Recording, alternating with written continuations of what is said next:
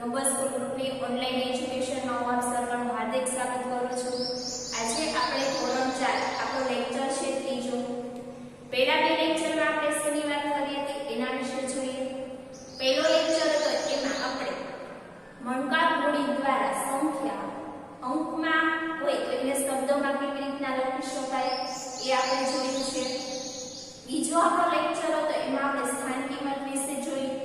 આજનો આપણો ત્રીજો ટોપિક છે એમાં આપણે શેની વાત કરવાની છે તો કે આપણે આજે ચડતા ક્રમમાં સંખ્યા કેવી રીતના લખી શકાય એના વિશે જોવાનું છે.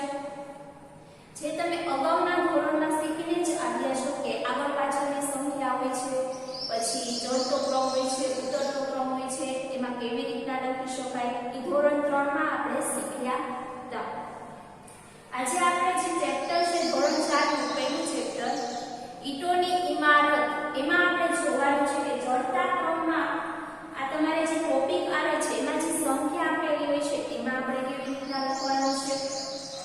ચડતો ક્રમ હોય તો તમારે હંમેશા છે ને સીડી જે આપણે પગથિયા ચડતા હોય એનું ઉદાહરણ યાદ રાખવાનું છે.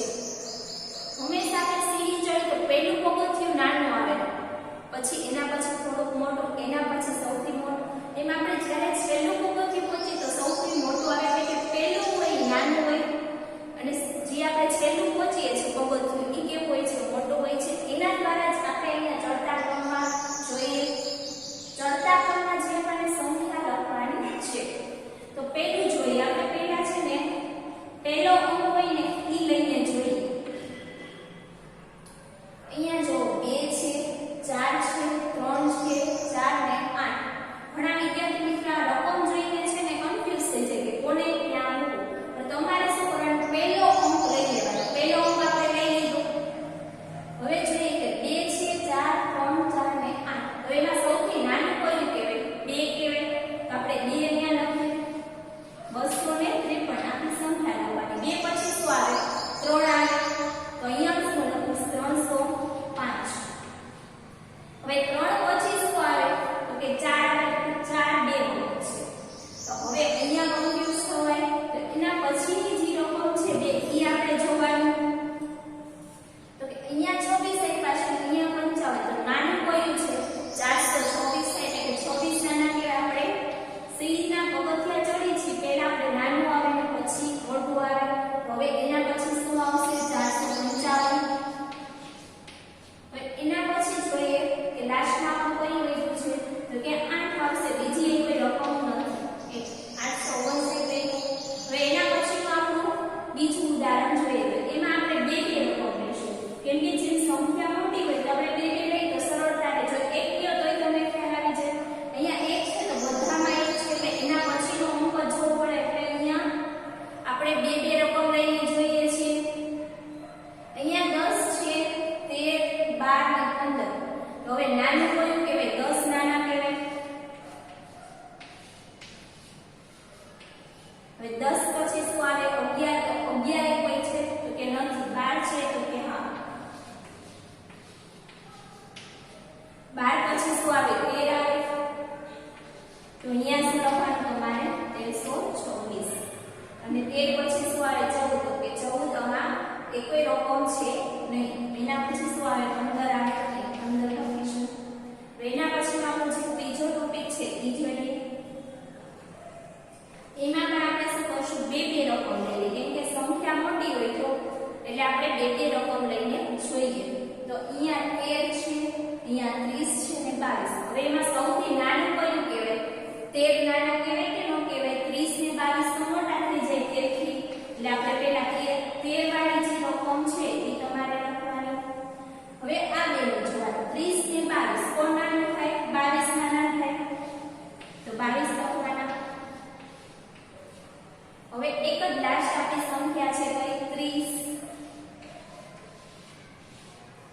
એના પછીનો ચોથું જોઈએ. એમાં પણ આપણે શું કરીએ? બે રકમ લઈને જોઈએ. જો બધામાં આવે તો સરખું છે. ઘણા વિદ્યાર્થીઓ કન્ફ્યુઝ થઈ ગયો. બે રકમ લીધો પાછળ જોવાનું રહેશે. બેની રકમ કેવી છે? સરખી છે. ત્રણેયના અંકો કેવા છે? 43 43.